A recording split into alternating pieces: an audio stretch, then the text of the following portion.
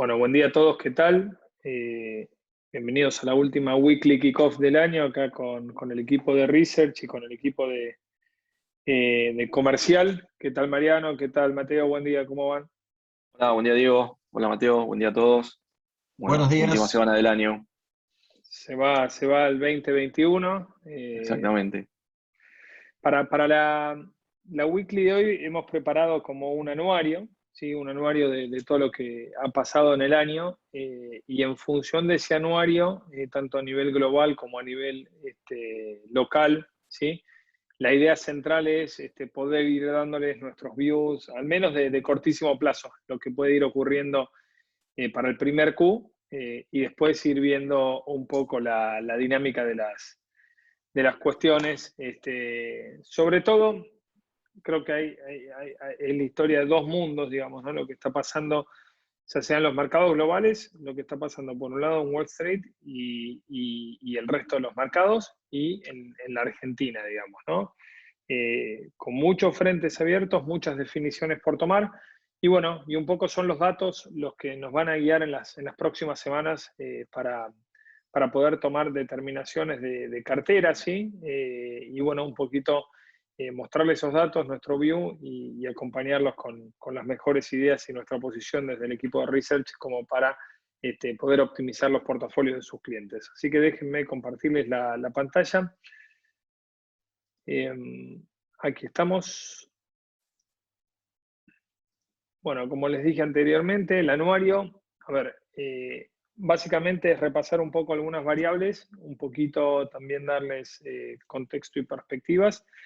Y cuando estábamos cerrando justamente esta presentación, estábamos viendo algunos datos de consumo muy fuertes que se dieron durante el periodo de fiestas en los Estados Unidos, y eso nos permite ser alentadores de cortísimo plazo con la macro americana, y de alguna manera con la macro global, a pesar de todo lo que tiene que ver con la pandemia, pero obviamente con un desafío muy, muy relevante porque el rebote en B corta ya se dio en el mundo, ¿sí?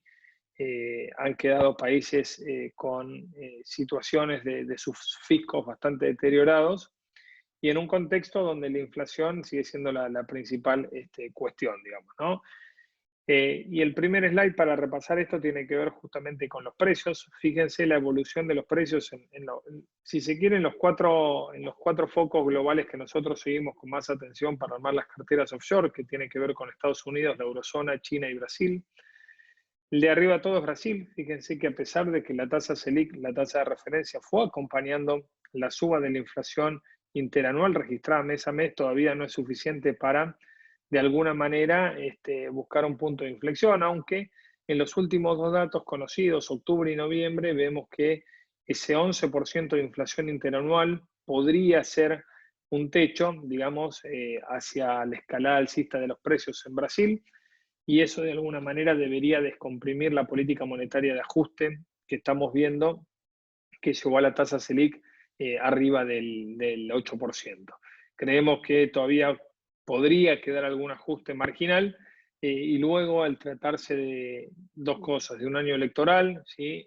Y de la necesidad de volver a revitalizar un poco la actividad económica en Brasil, que tuvo 2 trimestres consecutivos de caída y técnicamente está en la zona de recesión. Bueno, eh, creo que una política monetaria un poquito más flexible se podría ver si efectivamente diciembre y enero ratifican que los meses de octubre y noviembre fueron los más altos en términos de inflación. Pero la que más preocupa es la segunda de las líneas que vemos en este gráfico, que tiene que ver con la inflación en Estados Unidos, que desde junio, ¿sí? Yo diría desde mayo en adelante, la inflación está instalada en el 5% interanual y subiendo, ¿sí? Fíjense, noviembre mostró 6,8% interanual.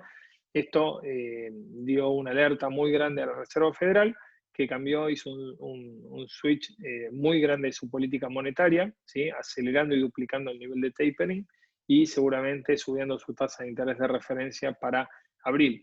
Pero como decimos siempre, no es solamente un flagelo de Estados Unidos, sino Europa también, un movimiento bastante, digamos, correlacionado con el resto del mundo, con una inflación que fue el 4,9% interanual en noviembre, que fue la más alta desde la creación de la Unión Europea. Y bueno, China también siguiendo la tendencia de los mercados globales y de los países desarrollados, aunque con algunos datos bueno, un poquito menos transparentes, si se quiere, en cuanto a la inflación, pero fíjense que los últimos 3 datos, la inflación fue del 0,7% interanual en septiembre al 2,3% interanual en noviembre. A ver, parte de esto tiene que ver básicamente con nuestro asset allocation de una política monetaria mucho más ajustada en el primer y segundo trimestre del año que viene, una inflación que vemos que no va a descender abruptamente en los primeros meses del año que viene. Eso nos llevó a reformular un poquito la estrategia de las carteras offshore, achicando la duration de la exposición en bonos y también apostando un poco más a los bonos ajustados por la inflación, para conservar capital e ir teniendo un mark-to-market contra la inflación y poder proteger poder adquisitivo. En paralelo a esto, lo que vemos es parte de lo que dije en el primer slide, con Estados Unidos creciendo muy fuerte, sobre todo por el lado del consumo y la creación de empleo, y esto tiene su contracara en la caída permanente de lo que son las nuevas solicitudes de desempleo semanales, ¿sí? Que lo podemos ver en la línea negra, ¿sí? Y los continuous job claims, que es personas que han mantenido el seguro por desempleo por varias semanas, digamos, ¿no?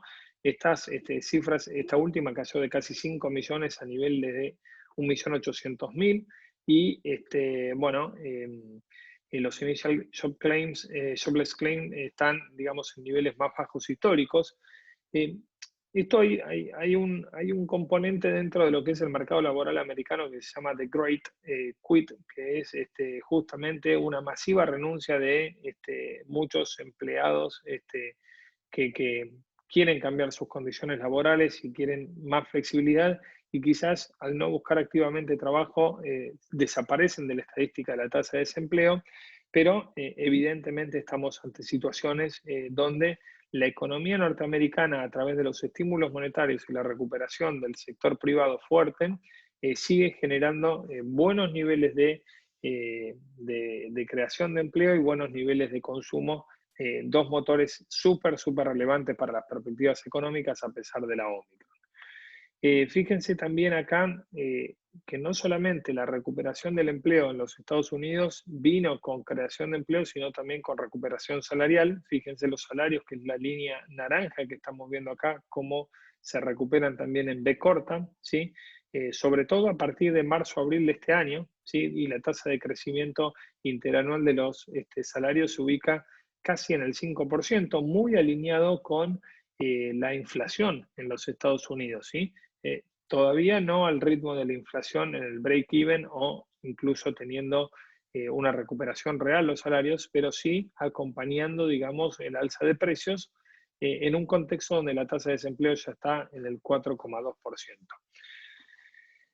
El consumo, bueno, como dijimos, mejora mucho, casi creció el consumo a nivel de 9% en la época de las fiestas, que es una tasa de crecimiento interanual muy robusta, teniendo en cuenta que ya diciembre del año pasado ya habíamos tenido, digamos, síntomas de fuerte recuperación. Se había anunciado la efectividad de la vacuna Pfizer en noviembre y ya se estaba comenzando a vacunar, había más expectativa y más confianza del consumidor.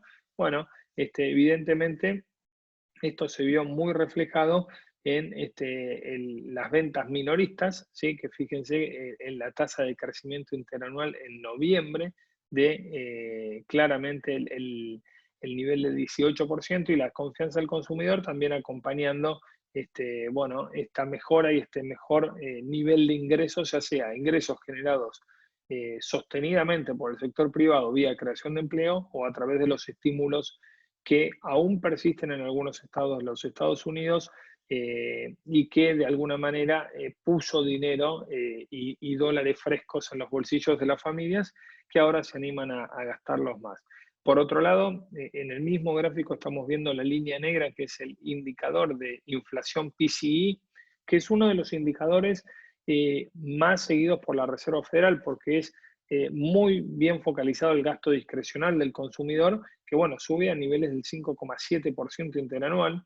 Recordemos que el target de política monetaria es del 2% interanual, estamos casi 3 veces arriba, pero obviamente nuestra sensación es que si bien la inflación va a permanecer alta, un escalón alta en términos históricos, yo creo que la Reserva Federal, habiendo tenido que ajustar rápidamente su política monetaria a la realidad de las expectativas de los inversores y los consumidores, me parece que el estrés de precios en el primer Q del 2022 va a ser el pico máximo de inflación para luego ir ralentizándose. Esa es mi sensación que tengo y que compartimos con los chicos acá de Research, pero obviamente nos parece que va a ser el principal foco, digamos, de atención de los inversores en los mercados internacionales, porque evidentemente va a haber cambios estructurales en la política monetaria que supimos ver en los últimos 2 años y que de alguna u otra manera ha llegado a un cambio, a un punto de inflexión a partir de ahora. La hoja de balance de la Reserva Federal es otro de los grandes gráficos de este año, ¿sí? Y esto tiene que ver básicamente con esa inyección de dólares frescos que hacía la Reserva Federal de 120.000 millones de dólares mensuales, ya sea comprando bonos del Tesoro, comprando activos con garantías, y evidentemente la tasa de crecimiento, ¿sí? Punta a punta hasta la fecha es de 19%. Por lo tanto, si bien es cierto que el dólar es la reserva de valor mundial y es la moneda más demandada a nivel global, evidentemente cuando la inyección es desmesurada y cuando es mucho más violenta y rápida que el crecimiento, digamos, de las otras variables económicas, empieza a crujir la inflación. Y de ahí la reacción de la Reserva Federal en la última reunión del año, que de alguna u otra manera marcó la cancha y trata de cambiar esas expectativas de que la Fed está corriendo detrás todo el flagelo inflacionario que estamos viviendo en los Estados Unidos. Por último, y relacionado con la Fed, antes de pasarle la palabra a Pablo, este es el esquema de tapering, ¿sí? Que se había anunciado a nivel previo en la reunión de noviembre, ¿sí?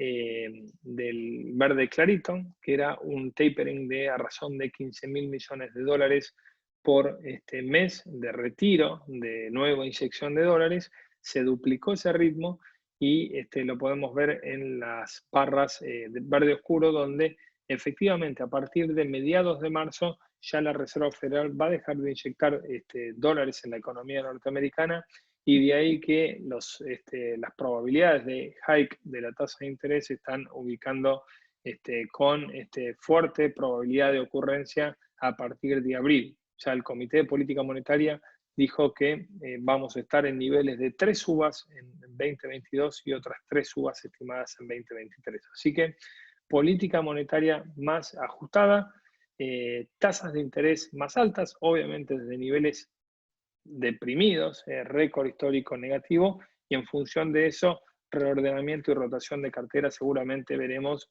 y con la volatilidad del caso, porque las valuaciones están exigentes, pero ahí le vamos a dar paso a Pablo para que nos cuente un poquito sobre valuaciones de mercado y el asset allocation. Perfecto, Diego. Buen día a todos. Diego, si me querés dar co-host, así se me puede ver, si no, ningún problema.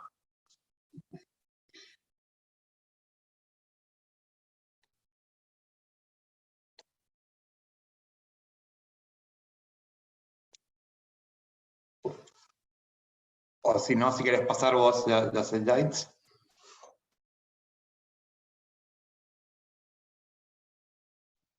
Ahí te di co-host, Pablo. Perfecto, a ver.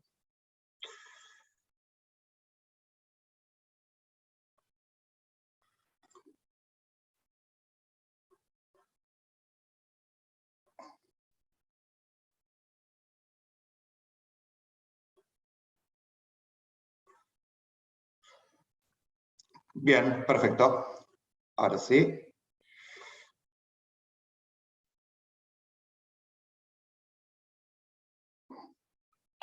Perfecto, hasta acá había llegado Diego. Sigo yo desde acá.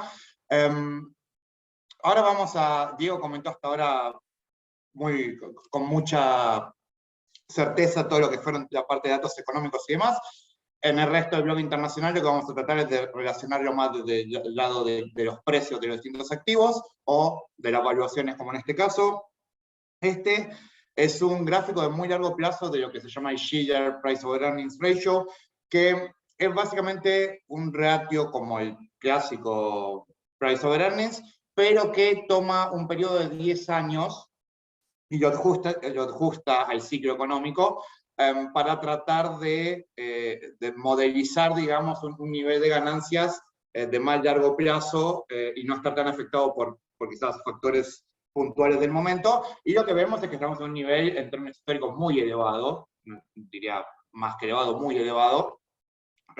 Fíjense que estamos arriba de 39,5. Desde que comienza esta serie, que es en el año 1900, solo una vez estuvimos por encima de este valor, que fue en la burbuja de los .com, y las últimas 2 ocasiones donde tuvimos una suba tan pronunciada, siempre después vino una baja igualmente pronunciada, que fue en la mencionada .com y también en la crisis de los 20. Por lo tanto, desde este lado, este gráfico invita a la cautela.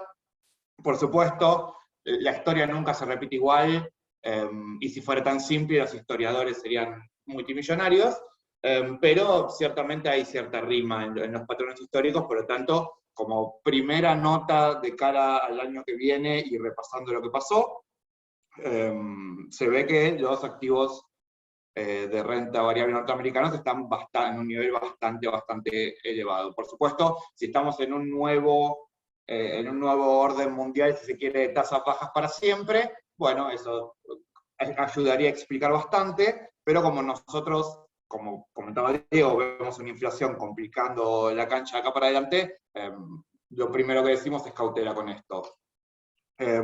Sobre todo por, como también comentaba Diego, estamos en tasas reales muy negativas en casi todo el mundo.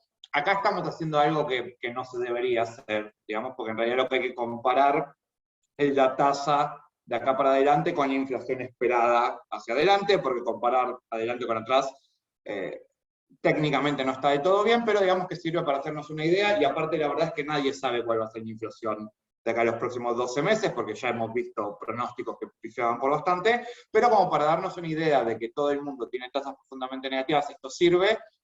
Fíjense, la eurozona, estamos arriba del 5% negativo, Estados Unidos arriba del 6%, Turquía, que, bueno, pues comentaremos un poco individualmente, está arriba del 7%, y bueno, por supuesto Argentina no podía quedarse atrás, con nuestra tasa congelada hace rato en 38% y la inflación arriba del 50%. El comentario obvio de esto es que esto no puede mantenerse por siempre. Los tenedores de treasuries no van a permitir que se les haga una quita encubierta de su capital durante demasiado tiempo, o al menos no sería lógico. Por lo tanto, ahora vamos a ver las tasas. Las tasas largas tienen implícito que la inflación va a descender, no mañana ni pasado, pero sí va a converger a su nivel de largo plazo del 2%.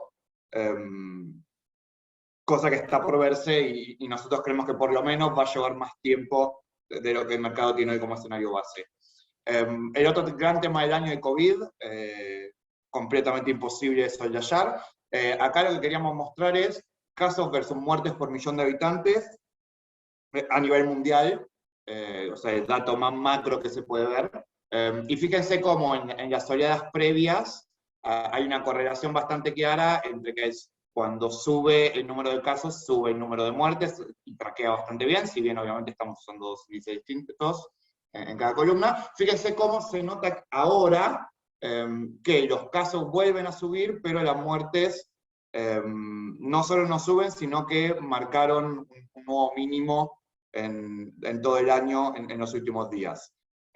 Esto se debe a varios factores, principalmente a la mejora en los tratamientos y el cuidado. Obviamente no estamos igual que cuando empezó la pandemia, y a lo que ya hemos hablado bastante de la variante Omicron, que es altamente contagiosa, pero los datos hasta ahora apuntarían que genera casos menos graves, y esto estaría bastante alineado con este gráfico, donde vemos que explotan los casos, pero las muertes no reaccionan. Esperemos, por supuesto, un par de semanas más, porque podríamos tener algún lag en los datos, pero en principio esto es alentador, y por eso los las acciones, sobre todo las vinculadas a turismo y demás, que son muy sensibles, por supuesto, a nuevos lockdowns, reaccionaron bastante bien en la última semana.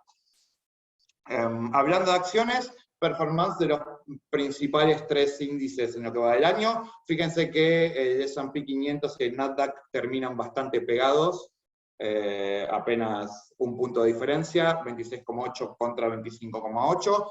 Esto tiene bastante sentido, porque, digamos, como también ya hemos comentado varias veces, el Big Tech se está quedando con todo, y ya hay gran parte del Nasdaq, pero también es gran parte del S&P también. En cambio el Dow, que obviamente tiene otro perfil de papeles más industrial y vieja economía si se quiere, lagueó bastante y terminó subiendo 17,5. Por supuesto, son grandes números para un año, donde un treasury a 10 años promedio 1,5. La renta variable nuevamente tuvo una gran performance. La pregunta que nos lleva, el primer gráfico que vimos de esas evaluaciones tan estiradas, es hasta cuánto se puede extender esto, pero bueno, este año que pasó fue un año más donde la música siguió tocando y había que bailar. Ahora, saliendo de los índices y yendo ya a papeles individuales, está muy claro que varios de los principales papeles de las grandes tecnológicas apuntalaron los índices muy fuerte. Mandamos un informe hace poquito, donde por ejemplo se veía que solamente Microsoft y un par más de papeles explicaban la mitad de la suba del índice, del Nasdaq. Y acá vemos como por ejemplo Nvidia, en base 100 a principio de año, cierra en 227, Google 168, Tesla 151, Apple 133, 4 grandes tecnológicas, y recién atrás viene el S&P promediando.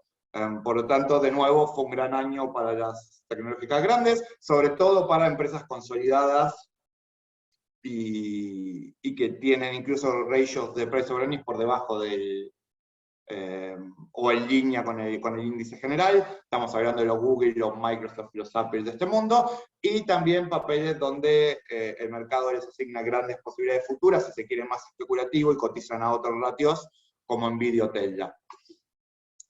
Pero esto no cuenta toda la historia, obviamente. Tuvimos también en grandes sectores del mercado tecnológico caídas muy fuertes, y como comentamos en este informe, que las grandes empresas tecnológicas terminan maquillando un gran año, que cuando uno mira adentro, hay papeles que realmente no les fue nada bien. Acá mostramos 5 empresas bastante conocidas de rubros: Zoom, Mercado Libre, Pelotón, Pinterest y Spotify. Fíjense que tuvimos caídas del 25 en el caso de Meli hasta el 75 en el caso de Pelotón, la empresa favorita de Mateo. Bicicletas con iPads. Por lo tanto, otro año donde fue importante el stock picking, o por lo menos la diversificación.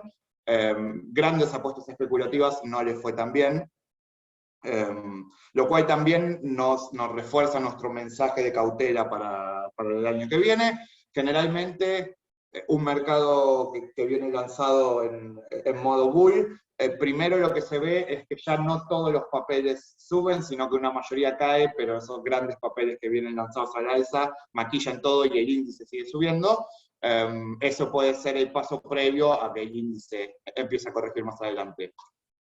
En materia de commodities también fue un año movido, pero donde se notaron grandes divergencias que tienen que ver quizás con la atomización de la oferta y la existencia de carteles o no en el mercado. Fíjense, la soja termina el año en 101,2, o sea, prácticamente donde empezó, con alguna suba interesante en el medio, pero y a un nivel promedio, si se quiere, interesante en términos históricos, pero terminamos de la misma forma que empezamos. En cambio, el petróleo, habiendo tenido incluso subas más fuertes, termina 52% arriba, lo cual por supuesto le da otra perspectiva a los países exportadores de petróleo por excelencia, y también patea un poco el escenario geopolítico con Rusia, Europa, el gas y etc.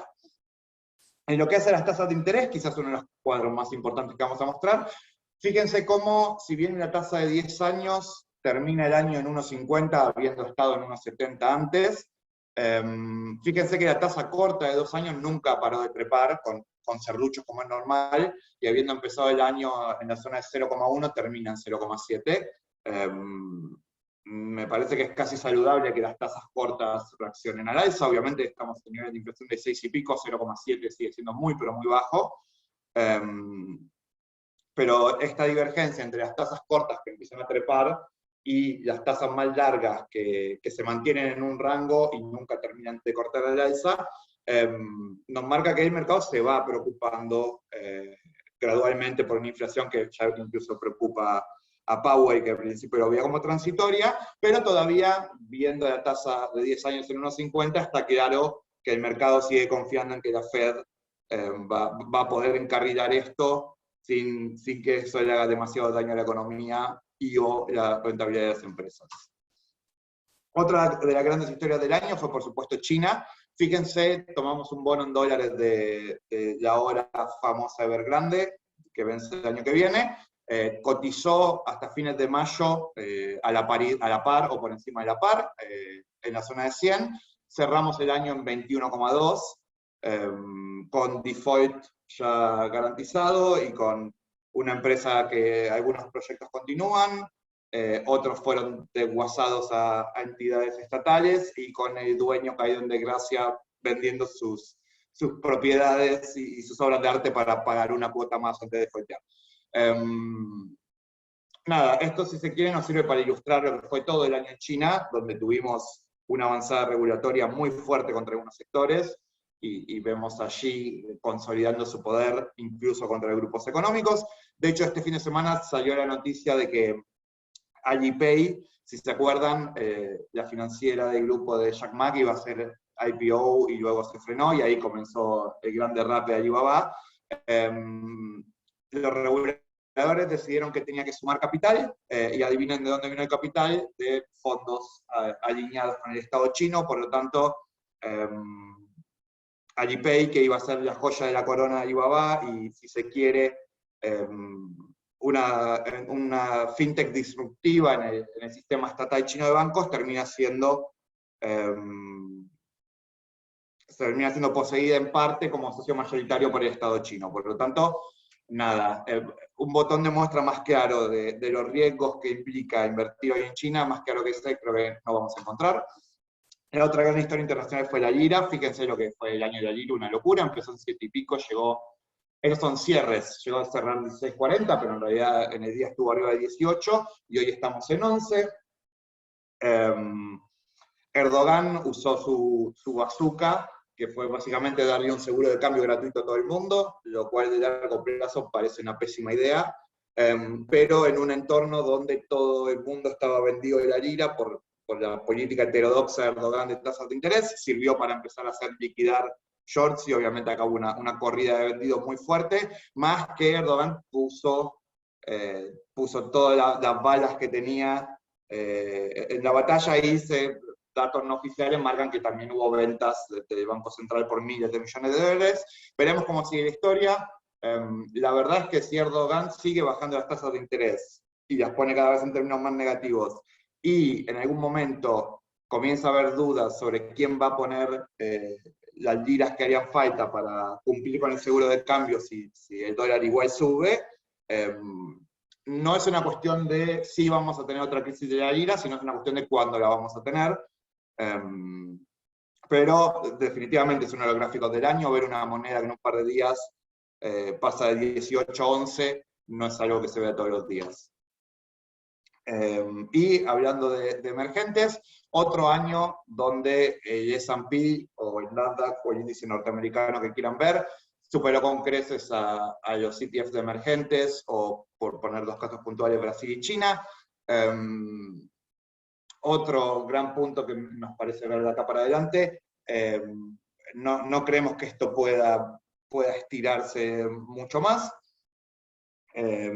con las valuaciones norteamericanas en los niveles donde están, tan elevadas, y con emergentes muy deprimidos, con grandes mercados cotizando a ganar a un dígito de price over earning futuro.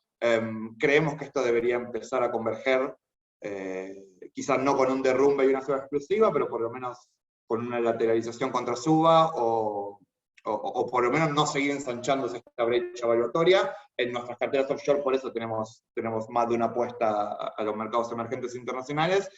2021 claramente no fue el año, veremos si 2022 esto comienza a normalizarse un poco. Como para cerrar el bloque internacional, nuestras principales conclusiones mirando para adelante, un resumen un poco de lo que hablamos. Creemos que la inflación va a seguir siendo un problema bastante persistente que va a llevar a la Fed a tener que acelerar el ritmo de tightening y enviar señales claras de que con el mercado laboral ya más resuelto y más cerca del pleno empleo, la prioridad va a ser la inflación y hacer que converja al nivel de largo plazo del 2% lo antes posible. Esto, por supuesto, debería ponerle presión sobre las tasas y debería meterle presión al bull market de bonos que venimos teniendo ya hace varias décadas. El equity también luce bastante caro, por lo tanto es difícil armar portafolios de cara al año que viene y requiere realmente mucha cautela y flexibilidad. Emergentes, de nuevo, tuvimos un año para el olvido. Veremos si el año que viene es la revancha, aunque hay que mencionar que con tasas en alza eso generalmente fortalece el dólar, lo cual debilita commodities y no es el escenario más conducente para emergentes, pero ya se abrió tanto la evaluación que quizás incluso se pueda remontar eso. Y por último, obviamente, la pandemia de COVID, que si bien nosotros tratamos de informarnos lo más posible y darles el consenso científico del momento, siempre puede variar. Esperemos que la evolución de Omicron sea tan benigna como esperamos, pero bueno, por supuesto, lamentablemente ya tuvimos 3, 4 variantes, nadie puede asegurarnos que no va a haber una quinta en algún momento, por lo tanto es un tema que tenemos que seguir viendo muy de cerca. Después de esto le doy paso a Mateo, no sé, Diego, si quieres hacer algún comentario final sobre las conclusiones, si no ya podemos pasar a Argentina. No, pasemos a Argentina y después te contestamos las consultas que haya de ambos ámbitos. Mateo, todo tuyo entonces. Perfecto, ahí estamos. Voy yo. Bueno, ahí tenemos la pantalla, espero que todos la estén viendo. Bueno, a ver, Argentina, la verdad que también hicimos esta edición anuario del año en gráficos.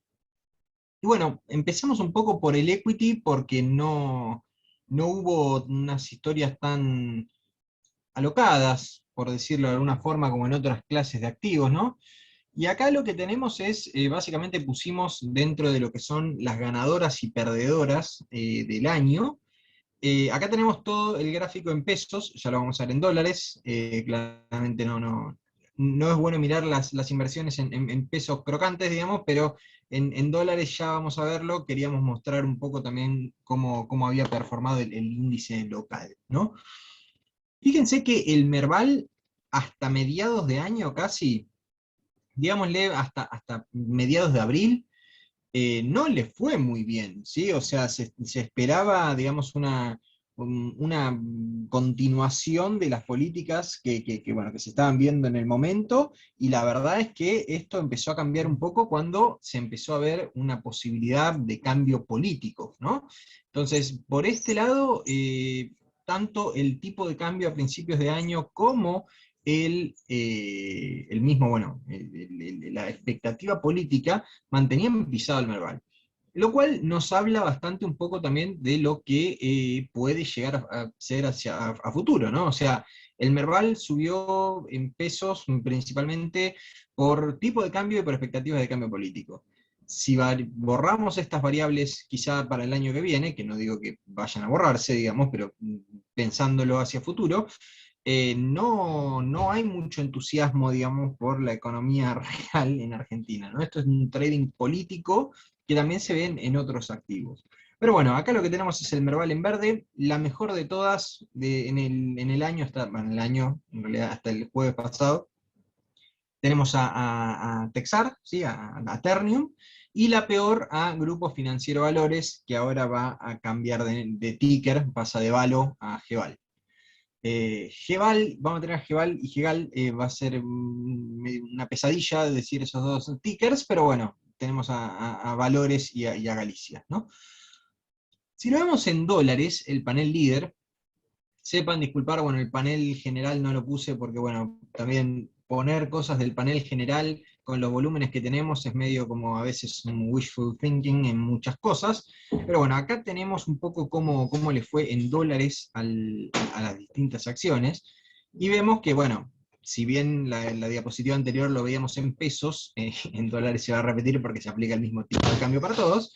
La mejor de todas terminó siendo Ternium, la peor de todas terminó siendo Grupo Financiero Valores. En el medio, la mayoría de los papeles tiene un rendimiento en dólares positivo. Está concentrado en general en acciones que tienen algún tipo de incentivo político o operaciones en el exterior, ¿no? Entonces, ¿de quién hablamos? De Ternium.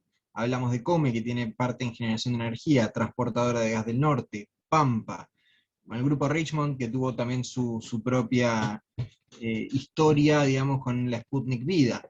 Mirgor, que bueno, que Mirgor la verdad que también esta fue por mérito propio, me parece, o sea, hizo buenos balances, Texar también, nada más que Texar más que nada por su operación en el exterior, Mirgor acá, o sea, Mirgor sería la que realmente estuvo de alguna forma atada a la economía real, pero fíjense que lo demás, Aluar, atada al tipo de cambio, Transener, atada a la energía, Cepu, Edenor, los mejores rendimientos tienen que ver más que nada con algún tipo de cambio político, digamos, que asegure algunos cambios regulatorios, ¿sí? Entonces, eso tengámoslo en cuenta, digamos, o sea, si bien fue un buen año para esas acciones, no nos engañemos pensando de que fue por las empresas en sí, digamos, ¿sí? Sino por la expectativa futuro. Si el año que sí es el 2022 se borran esas expectativas de cambio futuro, no creo que veamos el mismo panorama en el anuario que hagamos el año que viene. En lo que es dólar, tipo de cambio, acá lo que tenemos es que la verdad que me sorprendió cuando hice el gráfico, no esperaba que dé pero tan justito. Fíjense lo que es inflación, ¿sí? Esto no tomé el SER, que me daría una línea continua más agradable a la vista, sino que tomé la inflación index, como para también tener el dato, digamos, sin lag, porque el SER tiene un pequeño lag. Fíjense que en lo que va hasta el jueves pasado, digamos, el CCL calzó justo con la inflación, la verdad que impresionante, digamos, cuán justo se calzó. El MEP un poco por debajo, ya sabemos que bueno, el CCL tuvo sus razones regulatorias también para subir bastante este año, y luego el oficial que decíamos hasta febrero, digamos, venía atado a la inflación, en febrero empezó a perder pendiente y luego siguió su propio camino. En cuanto a los futuros de dólar, la verdad que este es un grafiquito que siempre me encanta hacer en épocas de euforia de devaluación, ¿sí? Siempre se está hablando de la devaluación inminente que en cualquier momento llega y algún día sin que lo sepamos nos despertamos y el dólar está en inserte una suba astronómica de tipo de cambio, digamos, 200 pesos, 180 pesos, 140 pesos, ya siempre tenemos ese tipo de pronósticos, pero miren lo que fue acá en verde, si esta línea, esta rampita verde que tenemos ahí abajo, es el MULC, mientras que todos los demás gráficos son las posiciones ya vencidas, o sea, desde enero hasta noviembre, de los futuros. Fíjense cómo esto fue siempre convergiendo, hubo algunos momentos en los cuales esto mostró algún tipo de suba, ¿sí? Por ejemplo, en abril cuando se hablaba de que podían llegar a hacer algún tipo de salto cambiario antes de entrar en el periodo de eleccionario, pero bueno, también fíjense que son las posiciones más largas y más líquidas, son las que uno se mete y realmente puede dejar buena parte de esa ganancia en el spread de salida. También cuando Martín Guzmán dijo que no iban a devaluar, cuando también se empezó a frenar un poco la devaluación del oficial, vimos estas caídas, pero fíjense que la tendencia es a la baja. Una tentación muy grande de decir esto es decir, bueno, perfecto, entonces shorteemos futuros largos y esperemos ahí a que no devalúen. Bien, eso es como levantar monedas adelante de una aplanadora, digamos, si en algún momento te tropezás, te pasa por encima de la aplanadora, de repente y súbitamente, esto es lo mismo, digamos, vas a ir ganando moneditas diariamente. El día que llega la inminente devaluación, te sacan en camilla, digamos, del trade. Pero bueno, fíjense que ojo con pensar de que en estos trades de futuros hay ganancias aseguradas, porque no las hay, tanto para el lado de la compra como para el lado de la venta. Hay que siempre tener en claro, digamos, cuáles son las expectativas en este trade. Tema inflación también fue bastante fuerte. La verdad es que no encontré otra forma de decirle esta desaceleración que vimos en noviembre como transitoria, ¿sí? Me siento Powell a la inversa, diciendo que esto es transitory. Pero bueno, la verdad que fíjense un poco cómo fue el año en inflación. Empezamos con una inflación bastante pronunciada, que no les obliga, o sea, Guzmán al principio de año dijo que esto iba a ser que iba a ser transitoria la suba. Tuvimos un par de meses de datos optimistas y luego, bueno, empezamos a ver de nuevo la suba. Ahora vamos a ver un poco también qué pasó, pero bueno, fíjense que hasta fines de noviembre llevamos un 45,2% de inflación. A esto si se le suma un 3% más o menos, que hay algún tipo de expectativa para lo que es diciembre, se va a llegar a estar cerca del 50% sin tocarlo. Ahora, la curva SER, acá tenemos lo que era la curva SER en línea punteada a fines del año pasado respecto de la curva SER al jueves, y la verdad es que, perdón, al miércoles pasado, donde junté los datos, la verdad es que fíjense que en la parte corta de la curva, consideren que todas estas durations se movieron uno hacia atrás, digamos. En la parte corta de la curva lo que se ve es una situación similar, sí, un poco por debajo, pero similar, y en la parte larga se ven sí, tasas reales más bajas, ¿sí? Se aplanó la curva. ¿Qué pasa con esto de se aplanó la curva? Yo creo que en este momento las tasas cortas están un poco más altas de lo que estuvimos viendo en los últimos meses. De hecho, toda la curva estaba más baja, había partes de la parte más corta de la curva que estaban en negativo.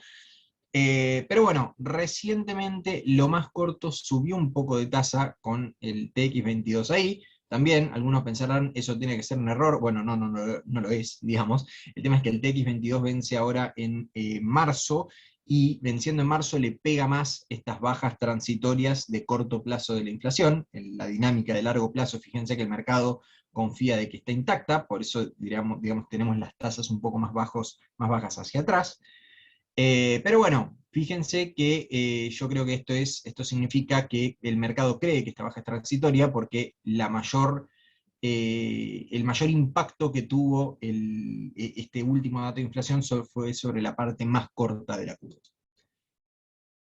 Sobre el tema, bueno, un poco de emisión monetaria en lo que va del año, fíjense que hablábamos de que las cosas en lo que es inflación se empezaron a picar un poco más hacia la segunda mitad del año, y fíjense que sorprendentemente, y está bien que esto tiene ciertos lags, pero sorprendentemente se empezó también a emitir más a partir de mediados de año, ¿no? Entonces, estas columnas grises que ven en la parte de atrás del gráfico son la expansión monetaria más cruda, digamos, que es a través de adelantos transitorios y giros de utilidades, ¿sí? O sea, es directamente impresión de billetes frescos para transferirle al Ejecutivo, al MECON, al Ministerio de Economía.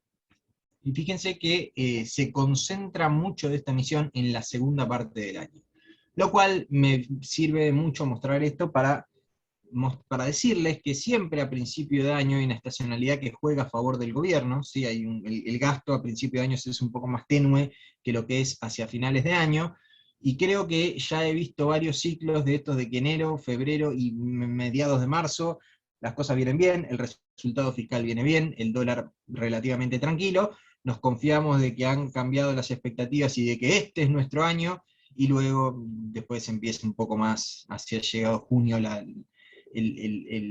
urgencia, la urgencia por ese lado. Sumado a que este año no es eleccionario, así que veremos un poco cómo juega esa dinámica. La expansión monetaria también, fíjense que fue fuerte a partir desde mayo, ¿sí? Desde mayo pasamos de más o menos 2,5 billones de pesos a ahora estar en 3,3 billones de pesos, y si lo miramos en lo que respecta al agregado monetario de M2, que incluye los depósitos bancarios, vemos que hasta el 17 del 12, que es el último dato oficial que tenemos de M2, el crecimiento en relación al PBI estimado de este año fue de 5,55%, ¿sí?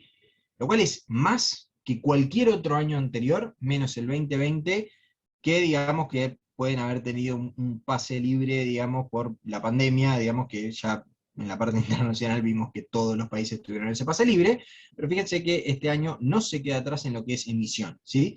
Y en lo que es el crecimiento, ¿sí?, de punta a punta, nominal, del M2, estamos en un 44%. Es, como decirles, mucho, y se concentra en la segunda parte del año. La inflación tiene cierto lag, y sepan que esto probablemente tenga cierta inercia inflacionaria que continúa actuando en los precios de acá en adelante. Así que por eso yo también considero de que esto va a seguir pegándole a lo que es, a lo que es inflación. Tema bonos, la renta fija en dólares. La verdad es que acá vemos, hice los dos gráficos, ¿sí?, de rendimientos en dólares desde principios de año. Ninguno está en verde, ¿sí?, todos en rojo, todo por abajo del agua, ¿sí? Acá les marqué el eje en negro un poquito más oscuro para que vean dónde está el cero. Todos abajo del agua. En los bonares pude poner las etiquetas porque estaban un poco más desparramados. En los globales, si ponía las etiquetas no se iba a ver mucho, así que solo puse la del GD30, que es un poco el más utilizado, el más operado por todos, digamos, en los globales. Fíjense que muy interesante lo que sucedió es que en general, cuando estas cosas bajan, cuando los bonos bajan, en general bajan más los más largos de lo que bajan los más cortos, ¿sí? Porque son más sensibles a cambios en la tasa de interés. No vemos lo mismo, no vemos esto, sino que vemos que los que más bajan en general son el 29 y el 30, tanto sea de los bonares y de los globales, y los otros se mantienen más estables, con excelentes desempeños, dentro de lo malo que es esto, de el AL41 y GD41, que son bonos con otra legislación, con otro indenture, entonces tienen más protección legal que los demás. Bueno, esto se debe a que se invirtió la curva más todavía, ¿sí? O sea que acá lo que vemos es que los bonos más cortos rinden más que los más largos. Esto claramente tiene que ver con que se espera que Argentina no tenga una recuperación ordenada de acá en adelante, sumado a que no hay plan, no hay claro, digamos, qué piensan hacer el año que viene con un presupuesto firmado por decreto, una extensión del presupuesto del año anterior firmado por decreto, y además también tuvimos mucho, pero mucho, o sea, toqueteado, digamos, en cuanto a regulaciones, que se quitó a gente de los bonares, se pasó a gente a los globales, todo el tema del tipo de cambio ensució bastante la cuestión y había incrementado aún más de lo que ya estaba, y hasta incluso un poco más de lo que está todavía, el spread de legislación entre los bonares y los globales. Entonces esto le pegó también bastante fuerte a lo que es la curva en los bonos más utilizados para el tipo de cambio, que son el GD30 y el L30. Esto acá, bueno, claramente se ve que es un impacto fuerte a estos bonos, y que dentro de las conclusiones, uno de los puntos muy grandes que tenemos es que una esperanza, digamos, no creo que esto sea específicamente algo, una condición, como dice acá, necesaria pero no suficiente para una estabilidad, sería algún tipo de acuerdo con el FMI, algún guideline de medidas que van a tomar, ¿sí? Entonces, por el lado de los bonos en dólares, me parece que algo un poco está esperando esto, y se vio claramente cuando, bueno, hubo rumores de algún tipo de acuerdo en el en el corto plazo, o de carta de intención, sí, de acuerdo, fueron los que más reaccionaron. Para el 2022 creemos que la inercia inflacionaria continuará fuerte, ¿sí? Esto que vimos en la charla anterior, que hablamos sobre el tema de los precios cuidados, probablemente sea de corto plazo, y esta baja probablemente sea transitoria, y después de esta baja transitoria creemos que los bonos SER tienen un buen outlook de acá en adelante, y que pueden llegar a ganarle a lo que se pueda llegar a ser el tipo de cambio. Respecto al dólar, probablemente, como dice acá, se acelere el crawling peg. Estuvimos viendo, también lo vimos la semana pasada, que acelerarse, bueno, un poco se aceleró.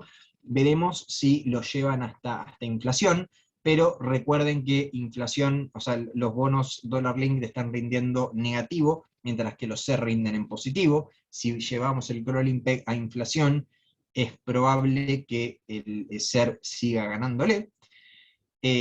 Muy importante para este año va a ser el tema de la oferta de dólares. Estaba viendo esta mañana que alguna consultora ya está estimando las reservas líquidas, ¿sí? Las reservas netas líquidas del Banco Central en 2.200 millones de dólares. Cifra que no es muy alentadora, digamos, entonces creo que el Banco Central va a hacer lo que pueda para comprar esos dólares, pero comprar dólares de la cosecha implica emitir, así que tenemos una retroalimentación con inflación.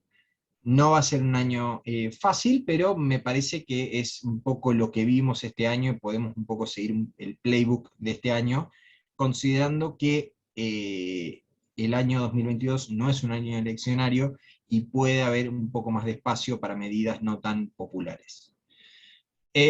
Luego, bueno, acciones y bonos, nuevamente planteamos una cuestión de Pareto, un barbell, como se le suele decir también en finanzas. Yo la verdad es que en tal caso, en bonos argentinos, me inclino todavía un poco más por los bonares, porque creo que el spread de legislación en la parte corta no sé si se justifica tanto todavía.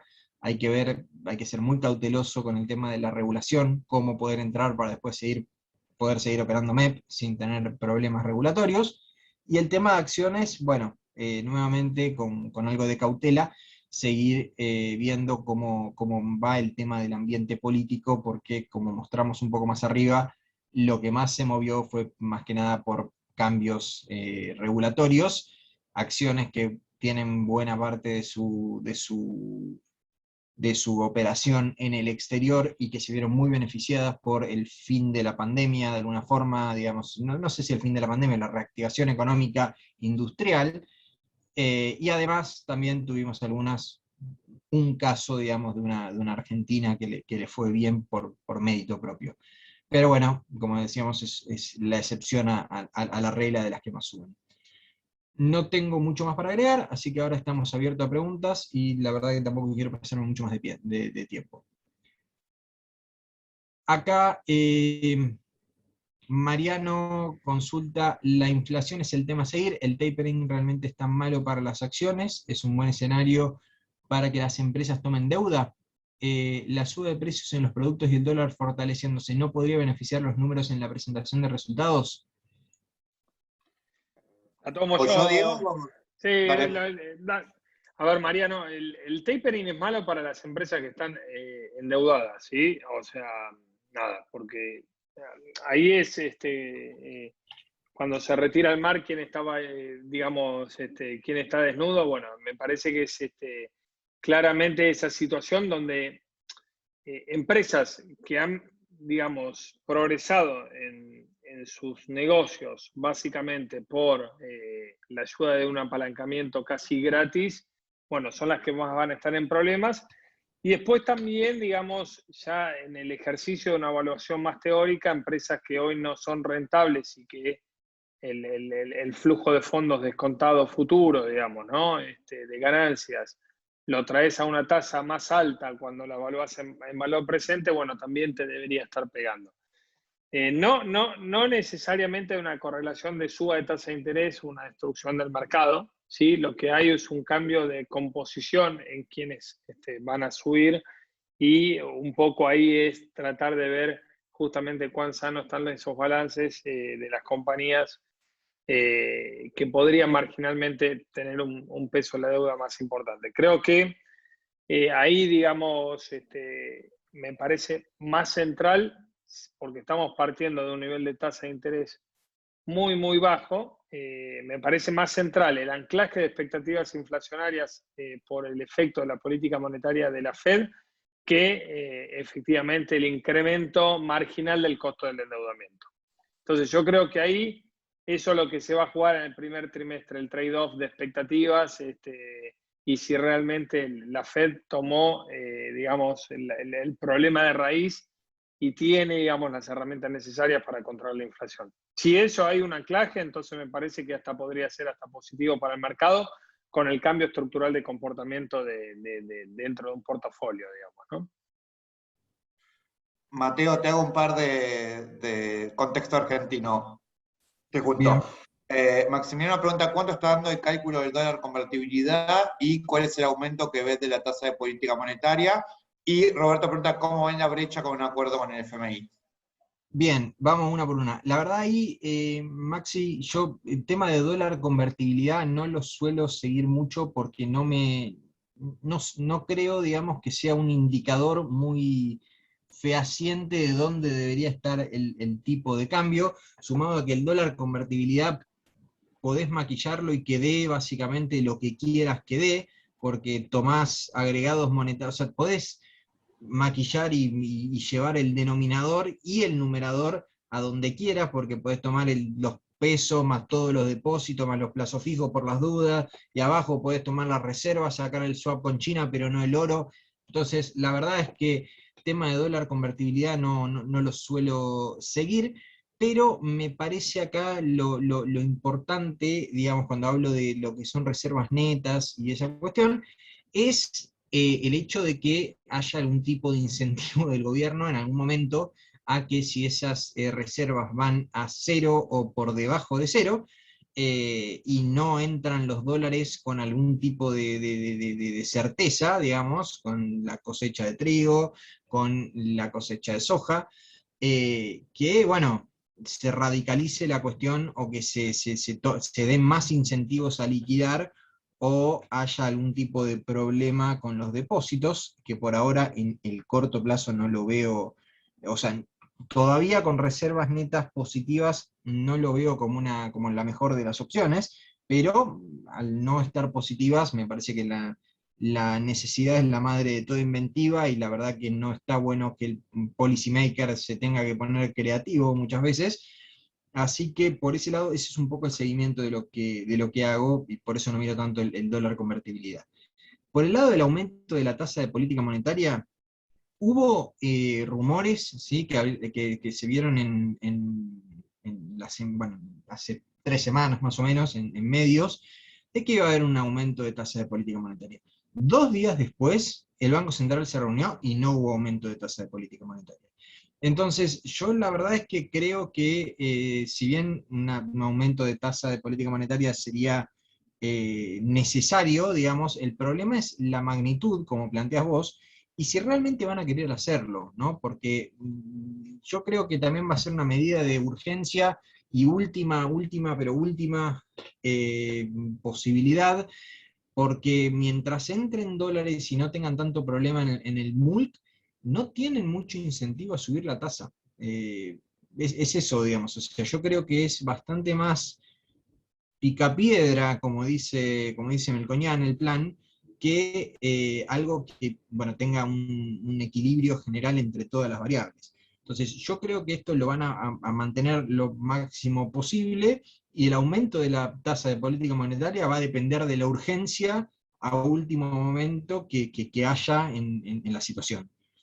Sé que, bueno, las dos respuestas no son quizá lo que buscabas, porque no te di ningún tipo de cálculo del dólar convertibilidad, ni ningún tipo de aumento en números, pero me parece que en este momento, si te los diese, estaría hablando en el aire, y creo que no suma mucho, digamos, de que estemos hablando en el aire, digamos.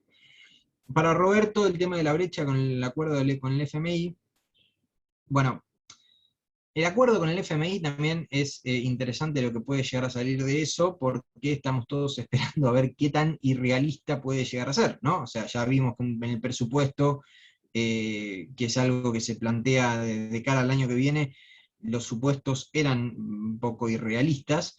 Veremos el FMI qué tan irrealistas nos permite ser en el acuerdo que le vamos a plantear. Porque no solo tenemos que plantear un acuerdo y que se firme, sino que después tenemos que cumplirlo, ¿no? Entonces, el tema de la brecha con el acuerdo del FMI no lo veo como el principal driver para una baja de la brecha. Yo creo que mientras sigan emitiendo como están emitiendo, va a ser, esto va a seguir con una presión bastante fuerte sobre los tipos de cambio de mercado. Fíjense lo que fue la emisión en la segunda parte del año, fue bestial, digamos, fue realmente muy fuerte, fue, como nos mostraba, el aumento de M2 fue el segundo año de los últimos años que más creció esto, más aún bueno, solo superado por pandemia, digamos. Entonces, por ese lado, más que en gobiernos, en la última parte del gobierno de Cristina, o sea, esto es una cuestión de que no importa tanto el acuerdo con el FMI si deja de rebalsar una bañera, digamos, sino como que cerremos la canilla que está constantemente tirándole agua encima. El acuerdo con el FMI en eso puede llegar a ayudar en cuanto a ordenar un poco los límites de lo que se puede llegar a emitir. Pero nuevamente después va a quedar en el gobierno cumplirlo o no. Eso, bueno, un poco me parece que es las respuestas. No sé si alguno quiere agregar algo. No, bueno, buenísimo, Mate. Estamos un poco pasado de tiempo, así que ya siendo las 10:34, sabiendo que es un día lunes, la última semana del año, podemos cortar acá. Vamos a poner a disposición de ustedes la grabación ahora en un ratito. Y si les parece, cualquier consulta adicional que tengan para mí, Mateo, Pablo o alguno de los chicos también del equipo de Mariano, la canalizan por el chat, así que nada, cortamos acá.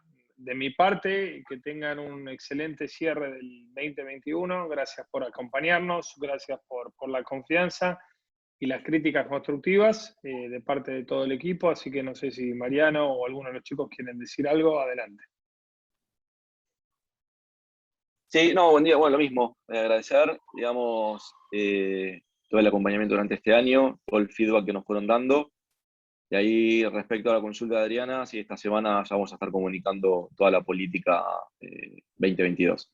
Así que van a estar llegando piezas y comunicaciones, digamos, para que tengan, digamos, para empezar a trabajar y empezar a seguir, digamos, vinculando clientes con nosotros. Bueno, excelente, Marian. Bueno, Mateo, Pablo, muchas gracias. Muy completa la exposición, ¿sí? Y bueno, nos estamos reencontrando el próximo año, si todo va bien. Gran año para todos. Feliz año. Chau, chau, buena semana. Muchas gracias. Feliz año.